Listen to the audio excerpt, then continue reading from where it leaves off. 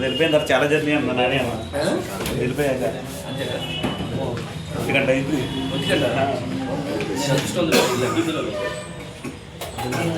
ఈరోజు మన Kankipadu police station పరిధిలో ఒక నేరస్తుడిని ప్రాపర్టీ క్రైమ్ సంబంధించిన నేరస్తుడిని పట్టుకోవడం జరిగింది. దీని నేపథ్యం ఏంటంటే 2023లో మన కంకిపాడులో పాల్వెనవారి వీధిలో కంకిపాడు గ్రామంలో ఈ కంకిపాటి శివశంకర్రావు గారి ఆయన ఇంట్లో వాళ్ళు బయటికి వెళ్ళిన టైంలో గుడికి 6 నిమిషాలు గుడికి వెళ్ళిన టైంలో ఈ ఒక వ్యక్తి అక్కడ తాళాలు అవైలబుల్గా ఉంటే అలా చెప్పుల స్టాండ్లో ఉన్న తాళాల ద్వారా ఇంట్లోకి వెళ్ళి బీరువా తెరిచి దానిలో ఉన్న గోల్డ్ ఆర్టికల్స్ సుమారు 35 గోల్డ్ ఆర్టికల్స్ని థెఫ్ట్ చేయడం జరిగింది. ఆ క్రమంలో మన వాళ్ళు కొంత క్లూస్ సంపాదించారు టెక్నికల్గా. అప్పటి నుంచి కూడా ఈ ముద్దాయి గురించి చూస్తూ ఉన్న క్రమంలో అతను నిన్నటి రోజు మనకి ఫ్లైఓవర్ దగ్గర పునాదిపట్టు ఫ్లైఓవర్ దగ్గర పట్టడం అతను పట్టుకున్న తర్వాత అతని ద్వారా విచారిస్తే ఇతను ఏంటంటే కొన్నాన రాంబాబు చీపురుపల్లి విజయనగరం జిల్లాకి చెందినవాడు. వయసు 25 years. ఇతను ఏంటంటే గతంలో కూడా ఒక 50 కేసులు వరకు ఉన్నాయి ఇతని మీద. వివిధ జిల్లాల్లో కృష్ణా జిల్లా కనుగొనం, విజయనగరం, శ్రీకాకుళం ఆ జిల్లాల్లో కూడా ఇతనికి కేసులు ఉన్నాయి. ఇతని మీద విచారించిన దాని మీదట ఈ కేసు 2023లో శివశంకర్రావు గారి ఇంట్లో జరిగింది. నేరం ఒప్పుకోవడం జరిగింది. ఆ క్రమంలో అతని దగ్గర ప్రాపర్టీ కూడా సీజ్ చేయడం జరిగింది. అతను చెప్పిన దాని మీదట వేరే వాళ్ళ ద్వారా ప్రాపర్టీ రికవరీ చేశాం.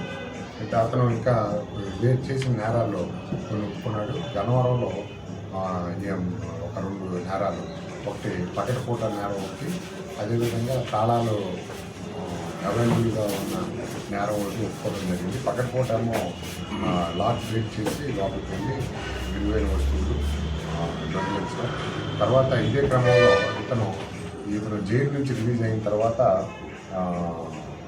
మన విజయవాడ సిటీలో కూడా ఒక దగ్గరగా సుమారు 11 నేరాలు చేసినట్లుగా ఒప్పుకున్నాడు. దానిలో ఆల్రెడీ కొన్ని కేసులు నమోదైనట్టుగా చెప్పింది. మిగిలిన కేసుల యొక్క వివరాలు తీసుకోవాల్సి ఉంది. ఇతని యొక్క ఇదంతా కూడా ఎక్కడ పెట్టారు ఏంటని మనం విచారించినప్పుడు కొంతమంది వ్యక్తుల ద్వారా, ఒక 4 వ్యక్తుల ద్వారా ముత్తూట్ ఫైనాన్స్, మనపురం వాటిలో తాకట్టు పెట్టి వాళ్ళ ద్వారా తాకట్టు పెట్టించి ఆ డబ్బులు వాళ్ళకు కొంత కమిషన్ ఇచ్చి ఇక్కడ తీసుకున్నట్టుగా తెలిసింది. అక్కడ ఉన్న సమాచారాన్ని కూడా రాబట్టే మొత్తం 11 విజయవాడ సిటీలో ఉన్న 11 కేసులు మరియు గన్నవరంలో ఉన్న 2 కేసుల యొక్క ప్రాపర్టీ కూడా సుమారు 400 గ్రాముల యొక్క బంగారం ఉంది. అది రికవరీ చేసాం, సీజ్ చేసాం. వాళ్ళు లీగల్ ప్రాసెస్ అవ్వగానే మాకు హ్యాండ్ ఓవర్ చేస్తామన్నారు. ప్రజెంట్ మనం చూసేదైతే 2023లో శివశంకర్రావు గారి ఇంట్లో దొంగిలించబడిన రికవరీ చేసాం. ఇతని మీద ఇప్పటివరకు 11, 3, 14 కేసులు ఉన్నాయి.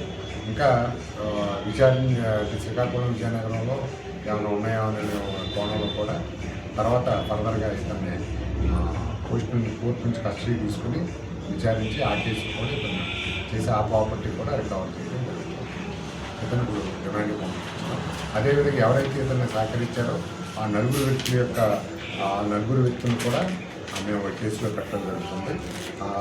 వాళ్ళ పేర్లు కూడా మనకి ఈ ప్రెస్ నోట్లో ఈ కేసులో విశేష ప్రతి కనపరిచిన మన సిఐ గారు మల్లకృష్ణ గారు, సంగీత సిఐ గారు, తాతాచార్య సురేష్, చంటి కానిస్టేబుల్స్,